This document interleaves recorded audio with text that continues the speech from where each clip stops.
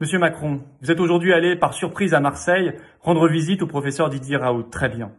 Mais nous devons être convaincus qu'il ne s'agit pas d'un simple exercice de communication. Alors je vais vous poser des questions très précises et très concrètes. Parce que pour le moment, le seul effet concret de votre visite, c'est que tous ceux qui se permettaient hier encore de cracher allègrement à la figure du professeur Raoult sur les plateaux de télévision le trouvent subitement ce soir beaucoup plus sympathique. Mais ça, c'est l'effet courtisan, ça n'est pas ce qu'on recherche.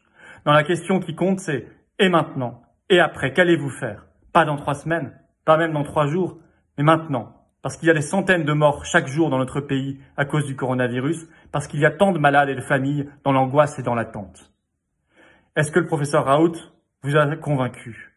Est-ce que vous allez enfin ordonner que son protocole azithromycine, hydroxychloroquine, soit testé scientifiquement dans les essais cliniques en cours? Parce que ce n'est pas le cas de l'essai clinique Discovery, ni celui mené par le CHU d'Angers.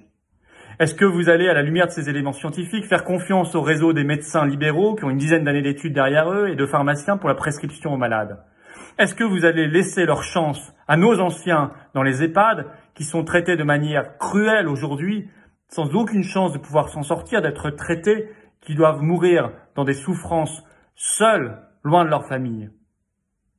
Est-ce que vous avez constitué des stocks stratégiques d'hydroxychloroquine et d'azithromycine au cas où pour l'ensemble des Français et l'ensemble des malades? On veut des réponses sur ce sujet-là. Allez-vous agir en votre âme et conscience, Monsieur le Président de la République? Merci.